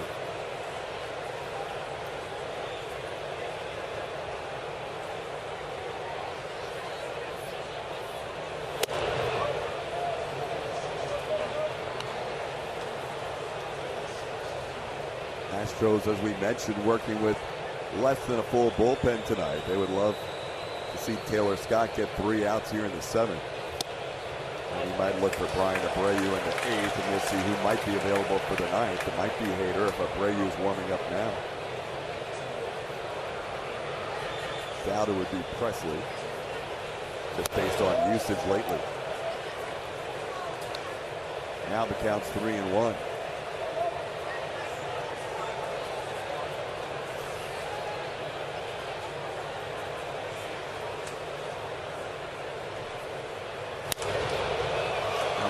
Foul, and that'll be out of play. And now a word from Reliant. Reliant, official energy provider of the Houston Astros.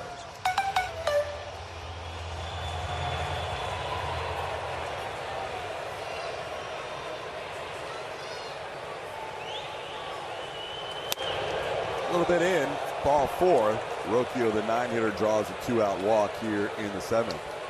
We've talked a lot about Taylor Scott in his time with the Astros. He has pitched with the Astros more than any other stops along the way. He's had plenty of them. With more on Taylor, here's Julia.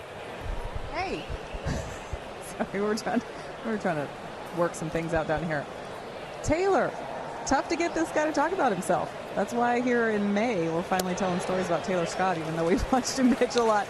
But that's a good thing. Very humble guy coming from South Africa. Obviously, the story is great, but there's going to be a lot of parts to this story. The cool thing for me to learn about him was kind of when he made that huge jump and to be a good pitcher. He wasn't a pitcher. He actually really wasn't a serious baseball player in his mind. Even moving over to the States, he was obviously very good in South Africa. But once he got here, he just kind of felt very average. But consistent playing time helped him a lot. He even said that, just being a good outfielder, having a good arm, you sometimes get asked to pitch. So that's what happens sophomore, junior year. But it was the summer between his junior and senior year when he played in an Arizona tournament.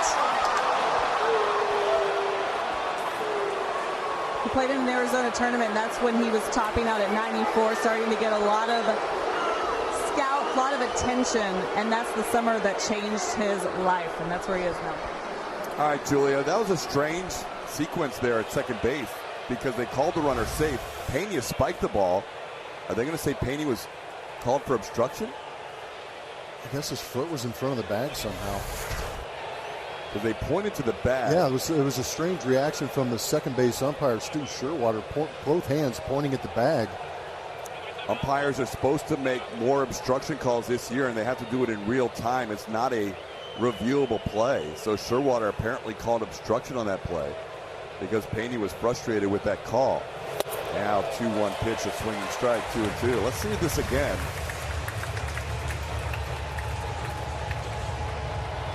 I guess the foot is in front of the bag, and there's the sign, the signal from the second base umpire. It's a big bag. Yeah. Little tapper. Singleton is going to charge, and he will flip it. Scott covers, and that'll do it for the Guardians. Nice inning and a third for the South African Taylor Scott. We're going to head to the bottom of the 7th. 7th inning stretch time here at Minute Maid Park. Astros. On we go to the bottom of the 7th inning. Guardians go to a new pitcher. Taking a look at Tyler Beede. 13 2/3 innings in 12 games. Elevated ERA at 5.27. First pitch swinging, Jake Myers to center field. Arias can't make the play, and he knocks it towards the wall in center. That's going to be the second triple of the night and the third of the season for the Astros.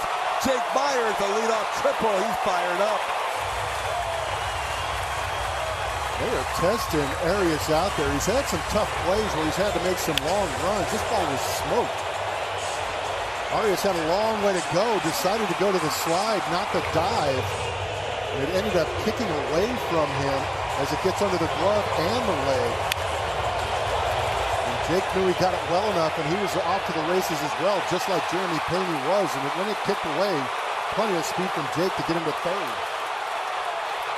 So now the infield has to come in a one-run game, and Jose Altuve, the beneficiary of the infield in. He's already got 2 hits tonight, 2 for 3. Altuve waves at the first one, a curveball 0-1. Jake Myers and Jeremy Payne with triples tonight, joining Yainer Diaz, who had one against Colorado and Mexico City, and both of them could have been played a little bit better by Gabriel Arias in center field. Altuve taps a foul and is down to the count 0-2. As tough as those plays are, I agree with you. Maybe not that throwing the feet out there to try and slide, maybe going with the dive. It almost felt like Arias was in between, trying to make the decision on standing up or laying out for it.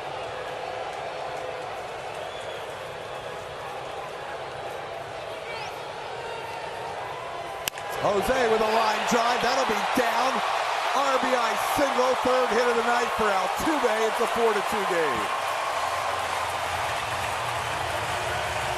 Altuve got a gift right there. Looked like a curveball that stayed up, and it was actually on that outside edge. But he did a great job of keeping his head down on it and smoked it into left. Astros looking to add some insurance runs. Here's Alex Bregman.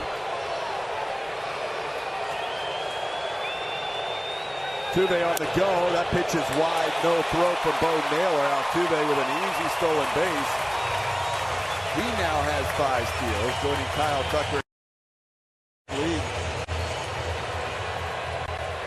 He wasn't wasting any time.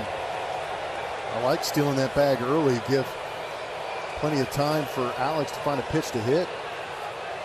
Only 2 away from 300 in his career now.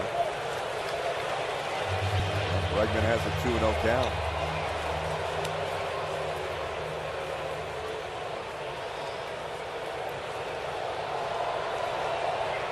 Right-hand hitters coming into tonight have hit Beatty at over a 300 clip.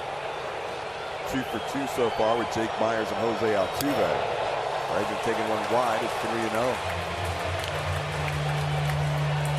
Beatty's basically fastball, curveball to right-handed hitters.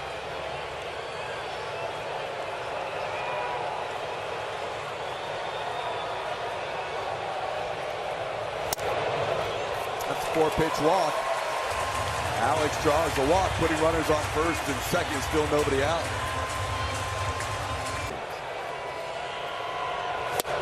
Goes after the first one and misses the splitter 0-1. Just a matter of time before Jordan starts heating up. He's hit into a couple of tough outs in this series. Just better make sure the split splits. And nobody feasts on splitters or changeups more than Jordan Alvarez. Yeah, if you let that hang out over the zone, get those nice long arms extended, he can drive it.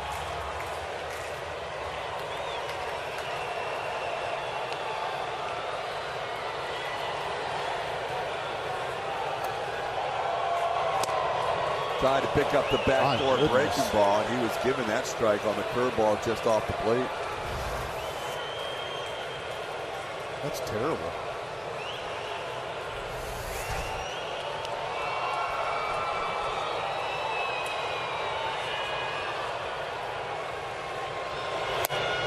Gutsy take.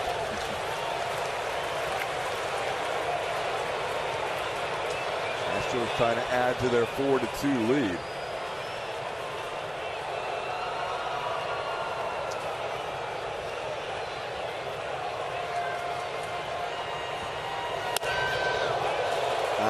in, and the count's full.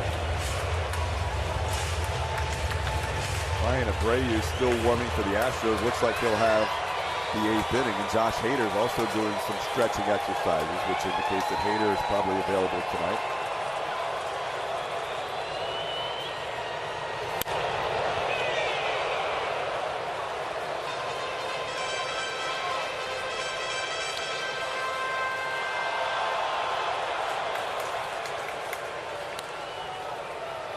First time for all these Astros facing Tyler Beede.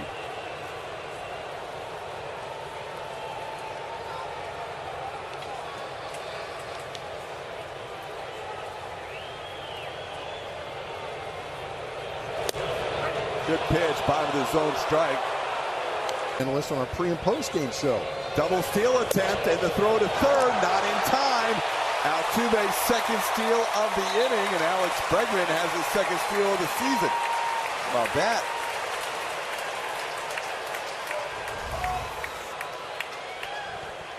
You could see Altuve bouncing around, but that was a beautiful read by Alex Bregman, that trail runner, keeping an eye on Alec and keeping an eye on Jose.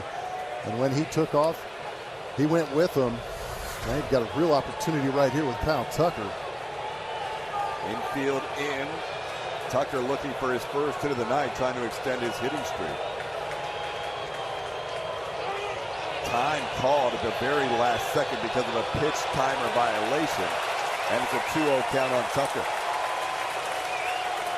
You do have first base open. You don't have to give in to Kyle Tucker. You've got Jeremy Pena waiting on deck. He's been hitting the ball hard all season. Pena having a good night with a single and a triple. See if they challenge Tucker here with 2-0. Splitter fouled off. It's 2-1.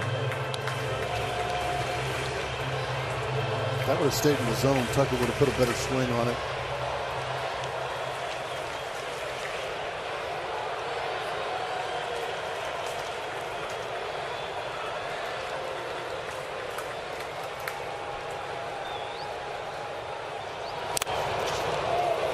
Naylor, who took a lot of foul ball abuse in that first game of the series, gets hit hard here on that foul ball. It's 2-2. That looked really uncomfortable.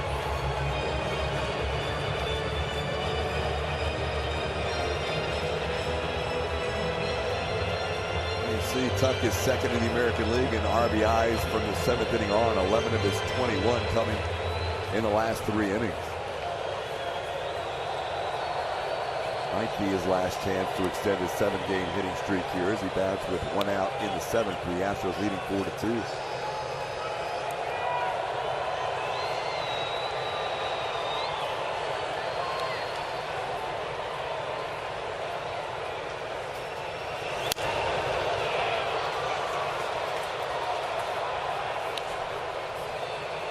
The way Beaty's thrown to the 2 left-handed hitters right now in this inning has been splitters early, sliders early, and then with 2 strikes trying to rush that fastball up in the zone past him.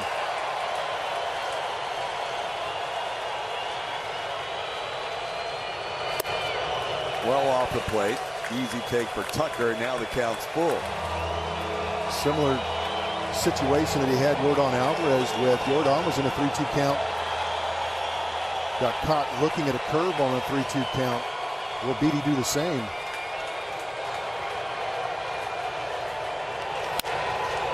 Got in on Tuck with a fastball, and he fought it off the other way.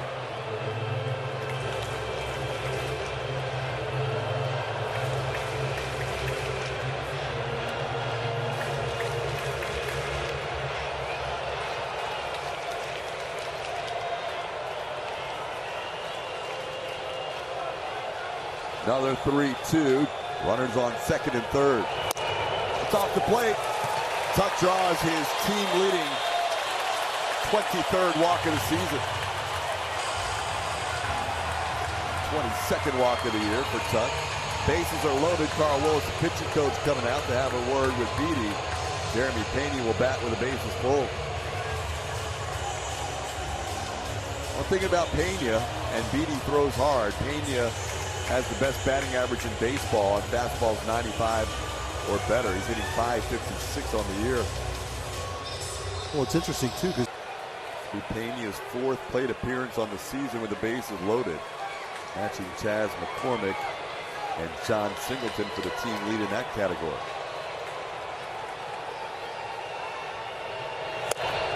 Well, he looks at a sinker for a strike, a fastball at the bottom of the zone. Went right after him, didn't he?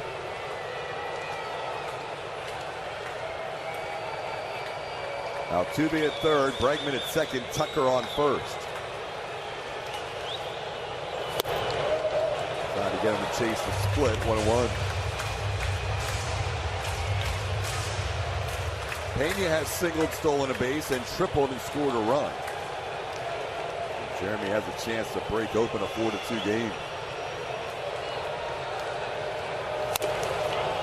Another one that caught Naylor. This one caught the bare hand, as Bo Naylor continues to get beat up in this series. Yeah, that first game of this series, he was getting peppered with some foul tips. So another one kind of inside that right leg. Looked like it caught that hand also. He's got it tucked in by his belt. That looked like all kinds of pain. Somebody, as a manager, knows pain as a catcher. It's Stephen Vogt. Checks with his young catcher and back to the dugout. Yeah, there's some serious empathy right there. Vogt in the game just a few years ago before he became a coach last year with the Mariners, now a manager with the Guardians this year. 1-2 the count to Peña. Edie has thrown 25 pitches already in this inning. And the 25th pitch, 26 pitches off the plate. It's 2-2.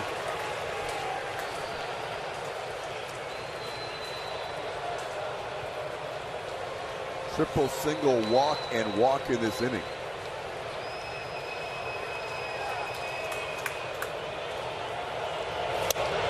And another 3-2 count. Crowd of 26,600 should make a little noise, maybe stand up the goal ball a little bit here. It's a big part of the game.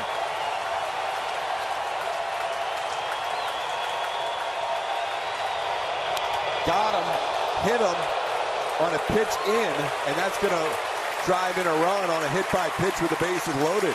Peña was trying to draw the walk, and the pitch bore in on him and got him. 5-2 Astros on the RBI hit by pitch.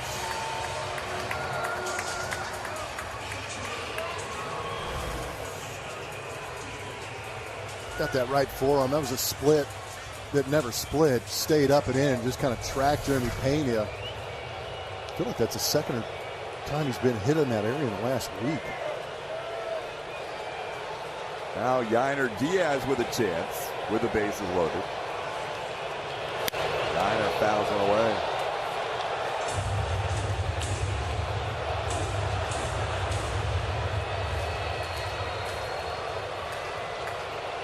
A couple of outings ago in Atlanta, Edie threw 34 pitches, but this is his second highest total of the season. Dots went up, pretty good pitch, outside edge, and Yainer down to the count 0-2.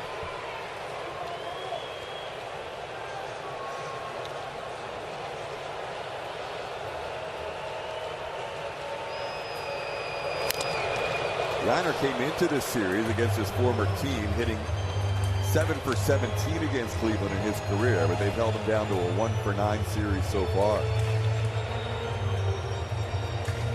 Chance though for a decisive blow in this rubber game of the 3-game set.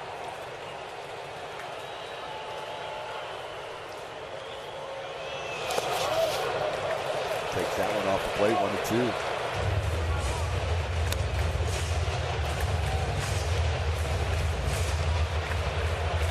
Now Seth Martinez has joined Brian Abreu in the bullpen. Score dependent as to which right-hander Joe Espada will call on.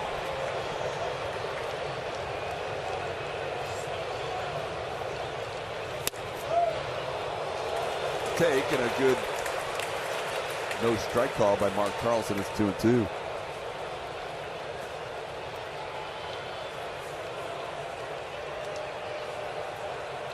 Bregman, Tucker, and Pena are your runners. Still just one out.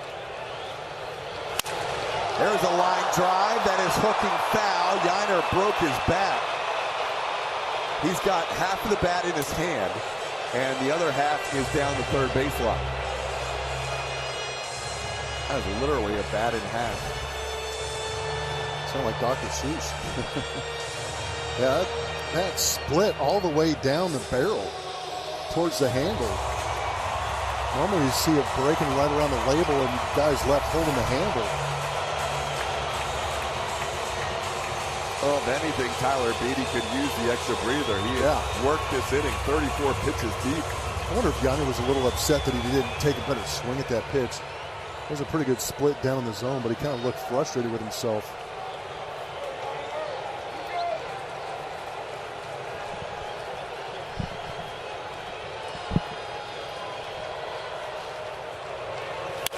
There's a base hit into right field. Bregman scores.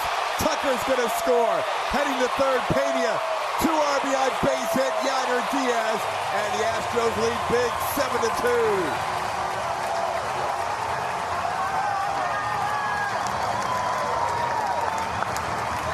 Good job by Yiner. Beede went with the fastball at 94. And you could see Yiner just get the hands on top of it, fight it off the other way. Picking up 2 for the Astros. Beautifully done. Big inning for the Astros. That will be the final batter for Tyler Beede. He faced 7 batters in the 7th inning, threw 35 pitches, and he'll leave with his team down 7-2. New pitcher when we come back. Facing a new pitcher, Pedro Avila comes in for Cleveland. First one off the plate. Avila's been pretty good against left-handed hitters. They're hitting .095 against him. The number is pretty big, 7.62 ERA in 6 games. There's a ball hit to center field, hit pretty well. Back on it goes Arias. That'll score a run. Pena flying home, but he can ease up now. As Mauricio Dubon tells him to put on the brakes before he runs him over. 8-2 game. John Singleton, RBI number 3 in the game. Runner on third base, less than 2 outs. Drive that ball to the outfield. Get yourself an easy RBI. That was nicely done by John Singleton, who's in a good place right now. And you mentioned his home runs both coming in the series, and now 6 RBIs, 3 on one swing, and then 3 more tonight. The 2-run home run and the sac fly. So Singleton, who had 2 home runs all of last year, both in the same game against the Angels, seems to have big games in bunches. A big production in bunches. Well, it's good to see him take advantage of an opportunity, too. The struggles of Jose Abreu.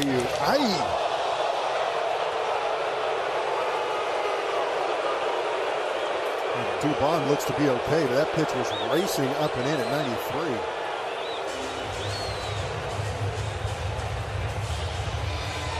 But with Jose Abreu going down, it opened up the door for John Singleton as you see that hit by pitch. He's got a pad on that wrist and on that hand. You just hope that a majority of it caught that padding. And they didn't even check him, so he's fine. But that was a little scary.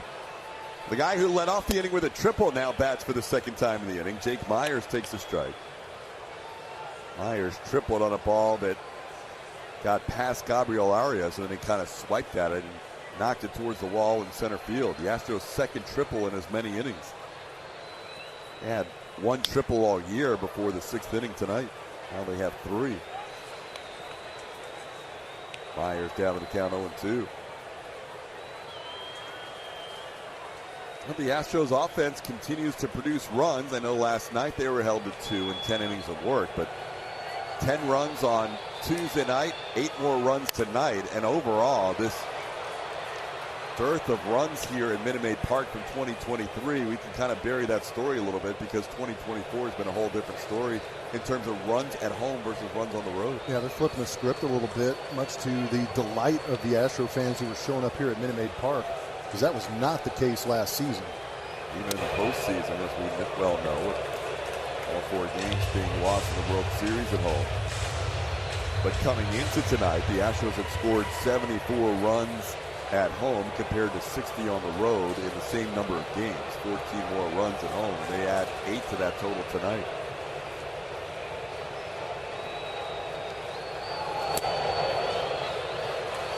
Now it counts 2-2. Well, we saw Abreu up for an inning or so, but now with an 8-2 game, it should be Seth Martinez that'll get the ball in the 8th inning. Seth joined Abreu in warming up during this inning.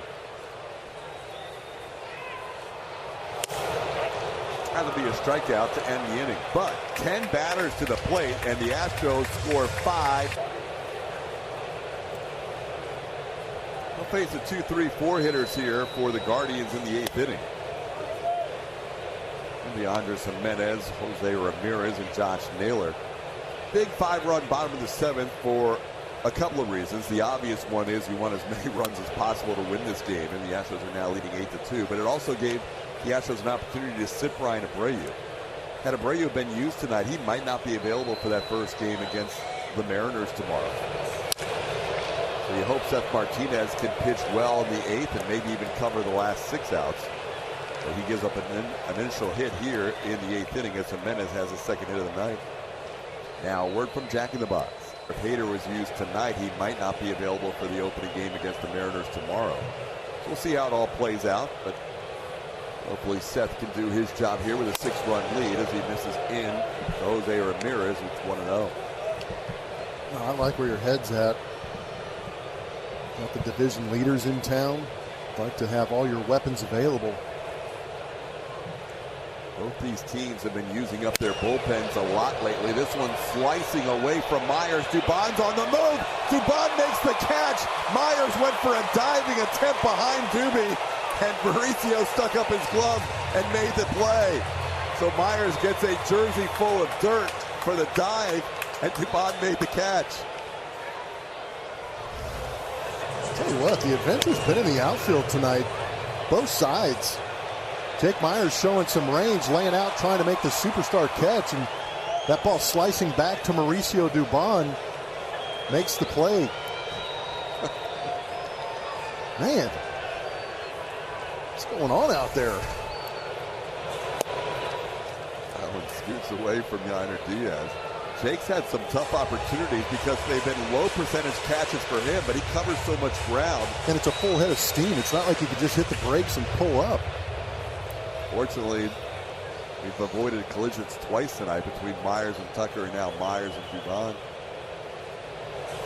Josh Naylor pops one into shallow center, so shallow that the shortstop Pena will be able to make the catch. That's the second out. Astros holding Josh Naylor to a 1-for-12 series. The one was a big swing, though, a 3-run home run. Also held Jose Ramirez to an 0-for-10 in this series. That's incredible. I didn't see that coming. No. He's a very good hitter. 1-for-22 between the 3 and the 4 hitters, Ramirez and Naylor. That's how you potentially go out and win a series. Now here's Will Brennan.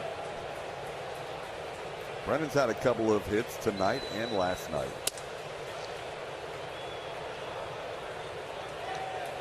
2 for 3 tonight with a couple of singles. That fly ball in left center field is much easier for Mauricio Dubon to catch, 85% catch probability. Jake Myers, 25%. On the ground, passed Altuve into right. Holding at second will be Jimenez. So a third hit of the night for Will Brennan. He has 3 of the Guardians' 6 hits on the evening.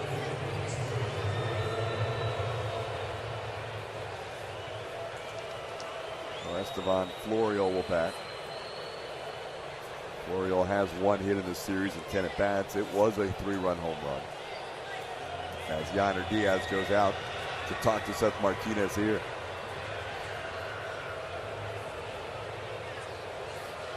Spencer Arrighetti pitching 5 2/3 innings tonight. Did not qualify for the potential win because of that 2-out hit by Brennan his previous at-bat. So Taylor Scott had to come in and get the final out of the 6th inning. Then the Astros took the lead in the bottom of the 6th. So Scott is the pitcher of record tonight. Taylor went an inning and a third, allowed just 1 walk, and retired 4 of the 5 batters he faced.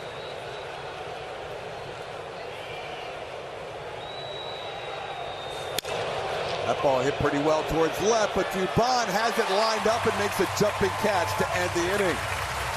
Florial hit it well, but he lines out the other way. Great night for Jeremy. Great night for a lot of guys. John Singleton, 3 runs batted in. Pena's done a little bit of everything. Jose Altuve has a 3-hit night going. Altuve driving in a run with his last hit. So yeah, 10 hits, 8 runs. Astros facing Pedro Avila, who was acquired from the Padres at the beginning of the season. Delivers a couple of strikes on Altuve. Battle of Venezuelans here. Wheeler, the pitcher from Caracas, Venezuela, delivers, and Altuve goes down on 3 pitches, striking out to start the bottom half of the 8th. Time to reveal the winner of our Chevy Stroh Poll tonight. Speaking of Jeremy Pena, Pena wins the Stroh Poll. His improved slugging percentage gets 48% of the vote. Rafael Montero's turnaround gets almost 30%, and Kyle Tucker's home numbers 23%. The upgrades early that were going to help the Astros most of the year.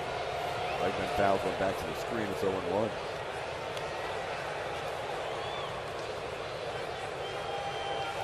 Alex on base last time with a walk and a stolen base. He scored a run. 0 for 3 tonight with that walk.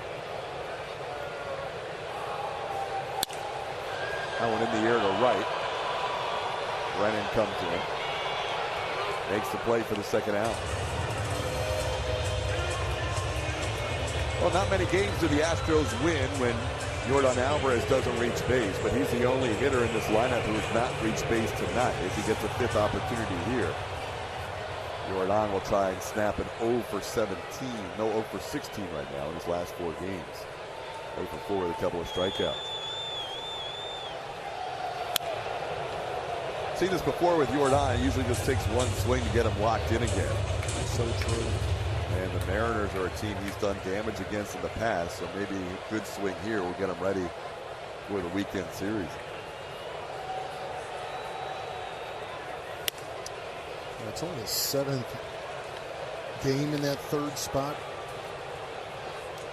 Came into this game hitting 167 in a 3rd spot. In the 2 spot, he was hitting 277. But I agree with you. It doesn't matter where you put him in the lineup. Just going to take that one swing, just that little adjustment, maybe in that hand position to get him loaded and ready to go. He's played every game this year for the Astros, all 31, including Altuve, Tucker, and Pena. Those are the 4 Astros who have played every game. Nobody has played every game of the season for Cleveland. That's a strike on the inside corner. When you're going poorly, you get pitches made like that. Right on 9, the Astros coming in just the opposite at 9 and 19. But a 2-game sweep, mini sweep of the Rockies down in Mexico City. The Astros are trying to tack on a series win here against Cleveland. That put them with 4 wins in their last 5 games. And when you start out 7 and 19, you're looking for these momentum blocks to try and get your team going. And this would be a nice series win if they can get the last 3 outs. Yeah, you talk to every ball player across the league. What's your goal going into every series? It's just to win it. And if they win this, they'll win this series. You talked about the little 2-game sweep. That's winning a series. So you just kind of take that next step that's in front of you. You can't take that huge leap right now this early in the season. You just got to keep putting pressure on teams and take that next win when you can get it. Put that left foot in front of the right foot. And hopefully good things start to happen and you create those winning streaks. Astros have not had a winning homestand or a winning road trip so far this year. 2 trips and 2 homestands before this one. This is a 6-gamer, 3 with Cleveland and 3 with Seattle, taking on 2 teams leading their respective divisions. That ball hit to center field, sending Jake Myers back. Bo Naylor giving it a ride, but almost 400 feet from home plate. It's tracked down for out number 1 in the 9th. Just amazing. We've seen so much success over the last 7 years that it's shocking to see what's happening right now. So we're trying to adjust to it. Well, just overall, yeah, 7 and 19 is a big hole to climb out of. Right now, the Astros would try to join the 1914 Boston Braves as the only other team to start 7 and 19 and make it to the playoffs. Well played. Those teams were called the Miracle Braves of 1914, so 110 years ago. Obviously, there are more playoff spots open now than there were for years past, but a daunting task nonetheless when you're 12 games under, 19 games in. Gabriel Arias Got robbed on a great play by Jeremy Pena his last time up. He's also struck out a couple of times. And hits this ball hard on an 0-2 pitch. Dubon won't be able to make the play. It'll go all the way to the wall. Arias will have extra bases. He'll get into second with a double. This week on Astros, big Mike. He wouldn't give it back. He took the mic and ran with it. He even said, "Back to you, TK," at the end. Is he the most likely to become a broadcaster post-career? Yeah. As I look around. Yeah, I think so. I mean, he's already practicing enough. Yeah, he does the midday minute for me. Yeah, it looks like he enjoys it too. He'll give me a good rundown of what's going on, what to look for each series. So this one's popped up, and it'll be the fragment. So when you run out of midday minute ideas, and you have to come up with 162 of them, and Dubon every once in a while will fill in for you? Yeah. Great. The sponsor would be very happy if it was Mauricio Dubon doing it. No, but I'm saying when he does the midday minute, he just takes over. He just tells you, "I'm ready." Yeah. He'll just walk out to me. He knows where to look. He knows the whole thing. Looks for the red light. He's a pro. Here's Stephen Kwan. Well, that day you do the play-by-play, I was going to say maybe Dubon could fill your role, but I think the team might need him more than we need him on the broadcast. I mean, he is the utility player. TK, you're not getting out of that. That means you got to go on the bench. I'll be up. I have a glove. You're going to the train. I have like a list of things that I need you to do. I wish you could see the look TK just gave me. If we only had a hot tub. Oh, she went there. So, trying to go back to my old Tampa Bay days. I got you. We could put a hot tub in the back, take the oranges out of the train, and put a hot tub in there. All right, now you guys are going too far. It's the only broadcast in Major League Baseball right now. And we've completely gone off the train tracks, literally. Did you already check that box in the hot tub, though? Yeah. Okay. Arizona, been there, done that. A little pool time. I don't think I did the hot tub. I did a little pool plunge. Okay. Jody did one last year when they made the postseason. That's understandable. That would be fun. That's a little different. 3-1 the count. Yeah, I am May 13th. Stay tuned. I am going to have to be prepared for the toughest day of my life as a broadcaster, filling in for Julian Morales. Ground ball to short. Should be the final. Out. Jeremy Pena gets the tough Stephen Kwan. Kind of fitting. The Astros finally retired them 4 out of 5 times today to win this game 8-2 after Kwan owned them the first 2 days. Plummer, good series win against a very good Cleveland team. No, it was nice to see him carry some of that momentum that they gained playing down in Mexico. And it's good to see the offense stepping up. We saw a bunch of runs in that first game. They won with that walk-off.